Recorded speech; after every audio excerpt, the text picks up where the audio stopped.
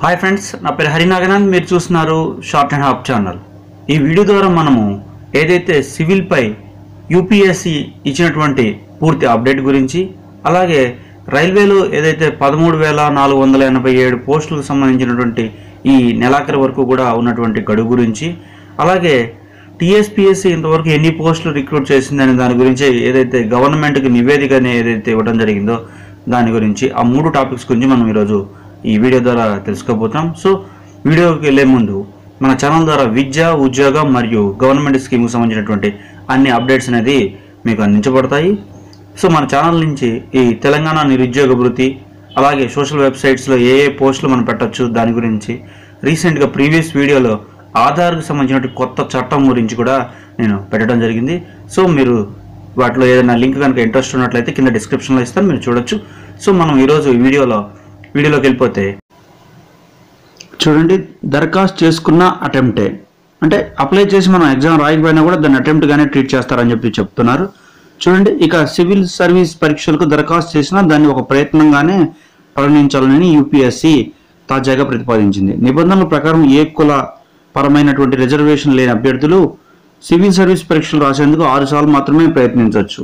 6 అటెంప్ట్స్లో ఈ రిజర్వేషన్ లేనటువంటి వాళ్ళు చేయొచ్చు అని చెప్తున్నారు. అలాగే నిర్దేశిత వయస్సు నిబంధనలకు లోబడి ఓబీసీలు అయితే 9 సార్లు, ఎస్సీ ఎస్టీలు అయితే ఎన్ని సార్లు అయినా కూడా వీటిని రాయవచ్చు అని చెప్తున్నారు.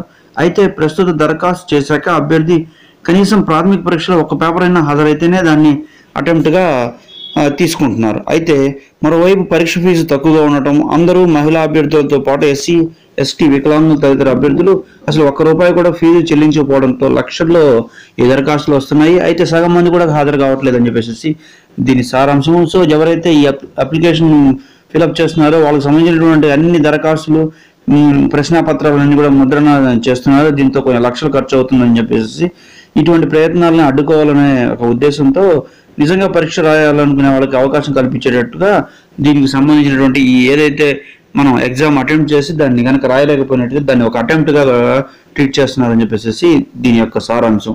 అది వరకు ఏదైతే ఉందో అంటే ఒక్క పేపర్ అయినా సరే అటెంప్ట్ అయితేనే దాన్ని అటెంప్ట్ కింద తీసుకునేవారు. ఇప్పుడు అలా కాకుండా ఓన్లీ అప్లై చేస్తే మాత్రం అటెంప్ట్ తీసుకుంటామని చెప్పేసి కొత్త ప్రతిపాదన అనేది ముందుకు తీసుకురావడం జరిగింది.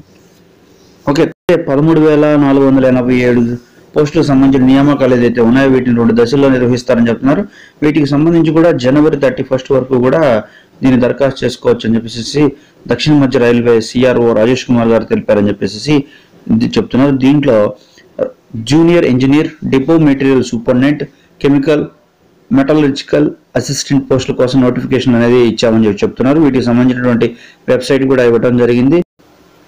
చూడండి, టీఎస్పీఎస్సీ ద్వారా 17,038 ఉద్యోగాలు భర్తీ జరిగిందని చెప్పేసి గవర్నమెంట్కి అంటే గవర్నర్కి టీఎస్పీఎస్సీ నివేదించడం జరిగింది. తెలంగాణ రాష్ట్ర పబ్లిక్ సర్వీస్ కమిషన్ ఇప్పటి వరకు 17,038 ఉద్యోగాలు భర్తీ చేశామని చైర్మన్ గారు గంటా చక్రవర్తి గారు తెలిపారు.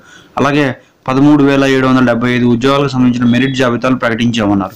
శుక్రవారం ఆయన టీఎస్పీఎస్సీ కార్యదర్శి వాణిప్రసాద్ సభ్యులతో ఆయన ఏదైతే గవర్నర్ కలిసి ఈ సందర్భంగా ఈ విషయం తెలియజేశారని చెప్తున్నారు.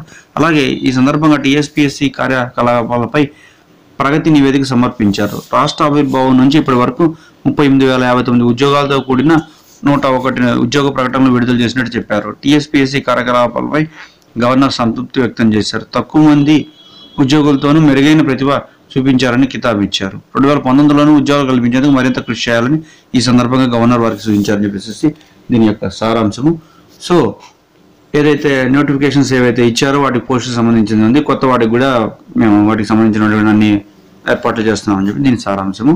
ఓకే, మన ఛానల్ సబ్స్క్రైబ్ చేసి బెల్ ఐకాన్ ప్రెస్ చేయడం ద్వారా మీరు విద్య, ఉద్యోగం మరియు గవర్నమెంట్ స్కీమ్కి సంబంధించినటువంటి అన్ని అప్డేట్స్ అనేది పొందే అవకాశం ఉంటుంది. Thank you.